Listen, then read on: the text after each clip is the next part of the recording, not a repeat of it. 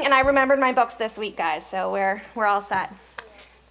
This morning we're going to start by summarizing the story of David and Goliath from 1 Samuel 17.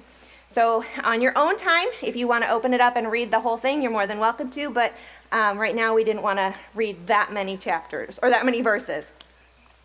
So the Philistines gathered their army for war.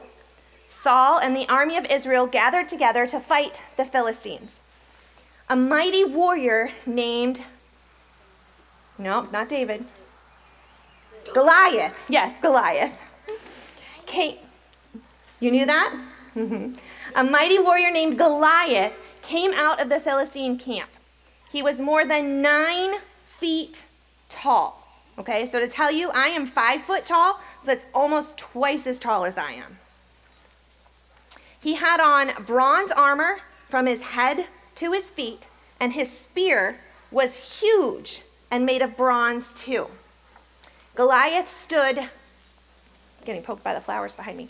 Goliath stood and shouted at the army of Israel, "Choose one of your men, have him come down and face me. If he kills me, we'll become your slaves. But if I kill him, then you will serve us." So Saul and the whole army of Israel heard what Goliath said and were terrified.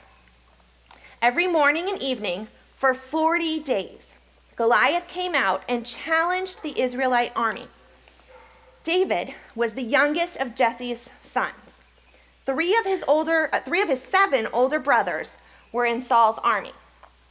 Jesse sent David to bring his brothers food and to see how they were doing in the battle.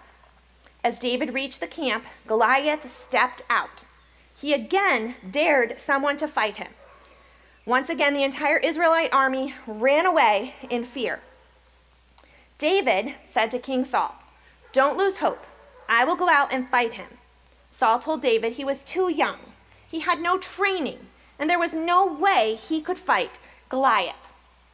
But David answered, "I've been taking care of my father's sheep.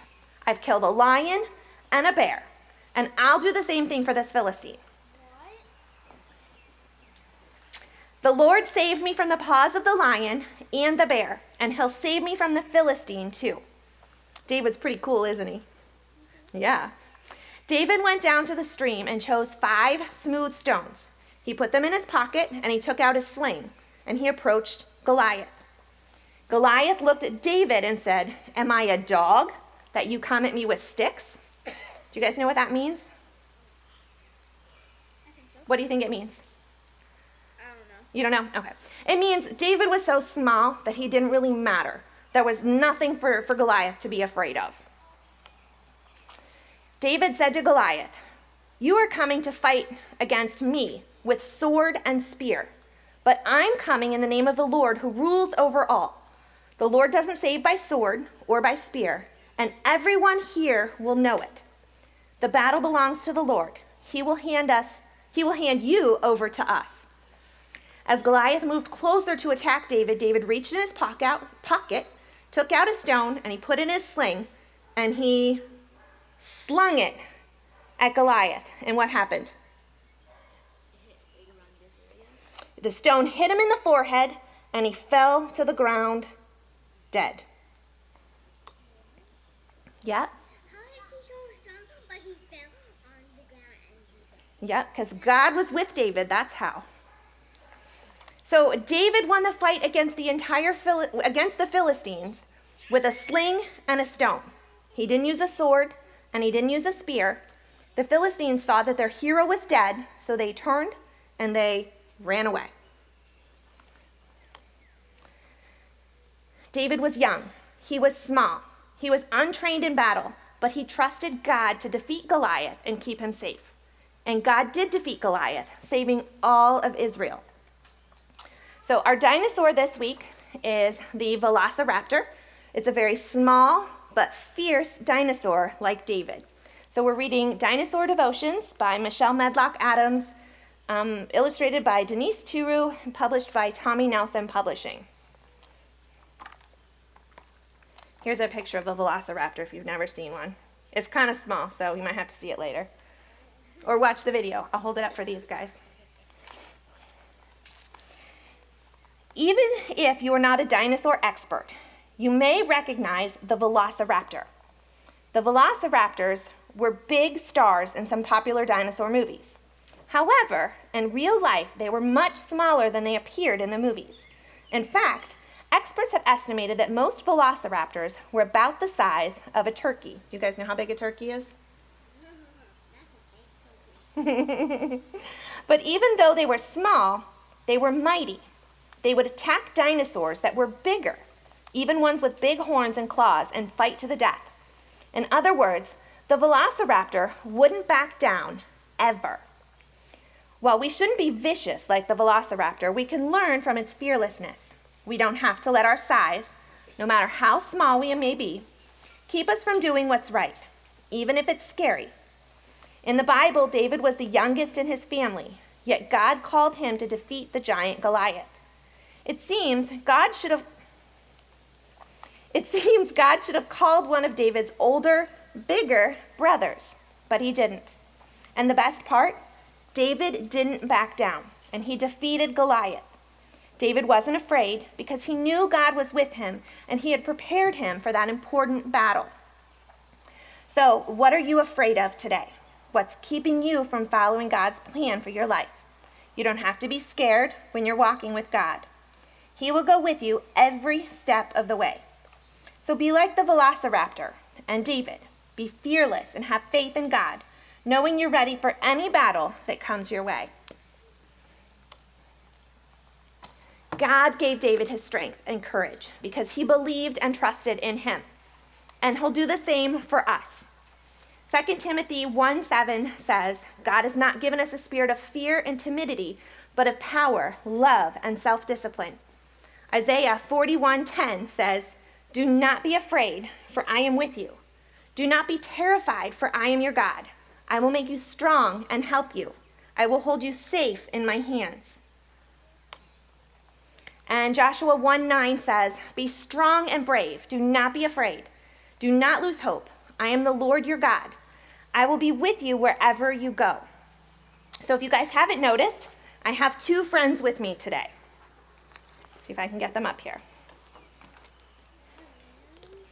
This is Mr. Worried and Scared. He's funny. And this is Mr. Strong and Brave. Well, why is he sticking out his tongue? Because he's happy. Mr. Worried is sure no one can help him. He's always worried about what will happen to him, and he's constantly scared of what will happen next. Mr. Strong trusts that God will go with him wherever he goes. He knows that God is holding him safe in his hands. He courageously faces the unknown because he knows God is with him. Like David, right?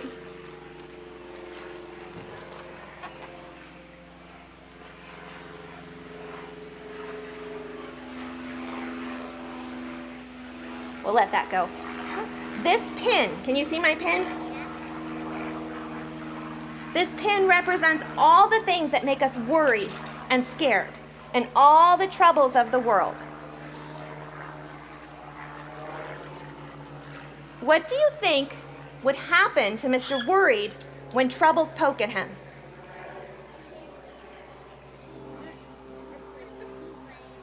He's going to run away?